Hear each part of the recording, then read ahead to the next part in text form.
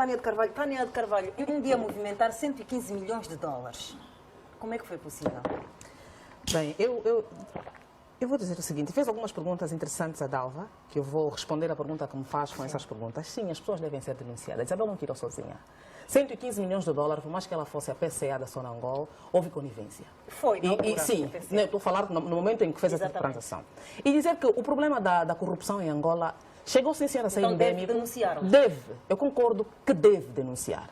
Pelo seguinte, nós estamos acompanhando uma série de processos, uma série de denúncias a nível internacional. E vamos ver, por exemplo, as 400 e tal, ou perto de 500 empresas que Isabel dos Santos tem pelo mundo. E cada país onde está sediada fez a sua conexão, fez a sua... E nós não vamos ter tempo aqui suficiente para falar. Mas pelo fato de hoje ter passado por cá, Bolsonaro, presidente do Brasil, eu vou pegar um bocadinho no Brasil para falar do senhor... Passou ontem. Sim, passou ontem, obrigada. Para falar do senhor José Carlos Paiva, de Castro Paiva. José Carlos de Castro Paiva, natural do Bulungu Alto.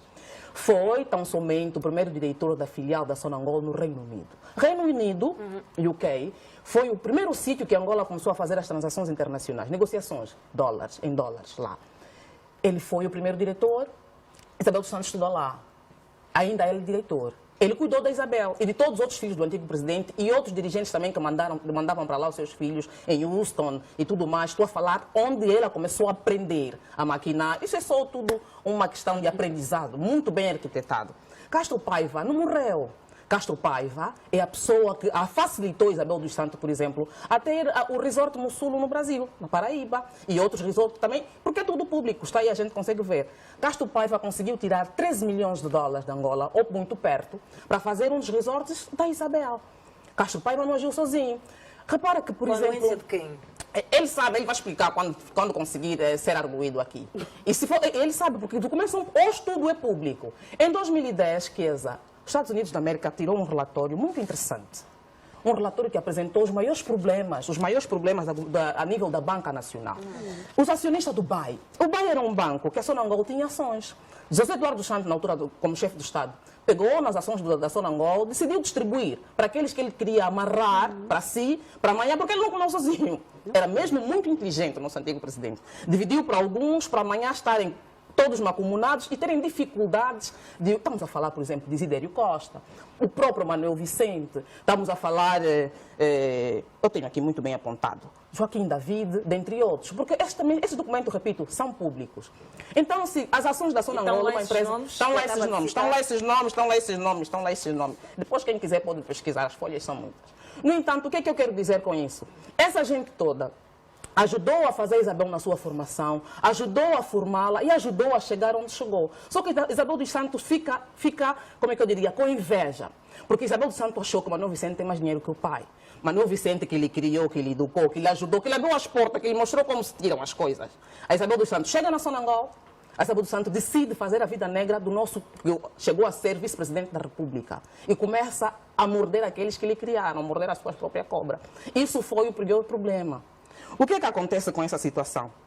Ela ficando com esse problema todo, decide dessa forma saquear o país, com a ajuda de muitos, que ela hoje deve denunciar, como a gente está a dizer. Se nós tivermos nesse relatório, eu vou voltar para esse relatório, esse relatório é muito importante porque aqui começou o nosso problema. Nesse relatório foi denunciado o fato, por exemplo, da Aguinaldo Jaime ter tentado tirar do país 50 milhões de dólares na altura. Está nesse relatório, esse relatório é público. Nesse relatório nós temos o problema de Pierre Falcone, nesse relatório nós temos as questões do BAE, porque Castro Paiva aparecia com 18,%, de ações. Este relatório é o que foi elaborado pelas autoridades americanas? Foi elaborado pelas autoridades americanas e é um documento público, não é segredo. Esse documento é público, não é segredo, qualquer um pode muito bem. Agora, eu digo, Massano é presidente do Banco Nacional de Angola, o Banco Central. Se Massano é presidente do Banco Central, é a segunda vez, a primeira vez que lá esteve. Porque Isabel tomou posse a 6 de junho de 2016, como PCA da Sonangol. Atenção, 2016 foi o ano em que nós tivemos aqui o surto epidêmico da febre amarela, que morreu milhares de angolanos, se não me engano,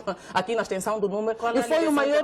Eu faço a ligação pela falta de sensibilidade dos nossos dirigentes. Sai 115 milhões, assim, nós a vermos, pelo Banco Nacional, porque teve conivência do Banco Central, e nós tivemos, por exemplo, naquela altura, Massano lá. Massano, quando saiu, vai para o BAE. Por que o BAE? O BAE é onde saiu metade do dinheiro da Isabel, por exemplo. Massano sai do banco e volta para o Banco Central. Massano não teve tempo de olhar as transações anormais que Isabel dos Santos fazia. Massano é que assina o nosso dinheiro atualmente. Massano é que está a fazer outras denúncias no caso dos 500 milhões. Massano não teve um período que aquilo tecnicamente se chama o período de nojo, não é? Quando sai, como é que uma pessoa, governador central, ainda tem ações no BAE? Então, os funcionários do Banco Central, quando tiver que despachar qualquer coisa, vai sempre fazer a favor. O leilão de divisa, como é que vai ser o BAE? Vai sempre ser facilitado. Achas que há conflito de interesse? Há conflitos de interesse. Porque eu não quero falar só Massano, mas eu quero dizer o quê?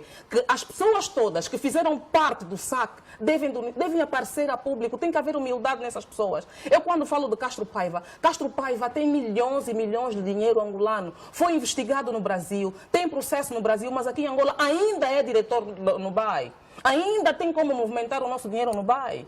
Estamos a falar, por exemplo, do senhor Gillette, não é? Theodore Jameson Gillette, um cidadão estrangeiro que também é diretor de umas áreas no BAE, está aí. Estamos a falar de um leque de pessoas que não está a respeitar o novo paradigma de governação. Será que falta denúncia pública aqui para... Não é só uma questão... A Dalva falou muito bem, saiu uma parte, vai sair outra parte, mas eu acho que as pessoas deviam ser mais humildes. Eu acho que as pessoas deviam abraçar a causa nacional, deviam facilitar o trabalho da nova governação. Não é possível, nós sabemos... Quando nós, embaixadores, falamos que o Presidente da República está mal rodeado sim. Essas pessoas deviam ter vergonha na cara e respeitar mais o nosso sacrifício. Nós temos que parar de morrer de forma gratuita. Nós temos que parar de ter uma Angola pobre para alguns e extremamente rica para outros. Hoje nós estamos a ser piada em Portugal. Portugal, hoje os humoristas estão a fazer piada pela nossa forma. Isso não é admissível. É porque metade dos angolanos que tiveram a oportunidade de gerir os bens públicos e que hoje ainda estão nos seus Lexus, eu falo sempre dos Lexus que é caro, e eles dão de graça. Estão aí nos seus Lexus, continuam a rir-se de nós.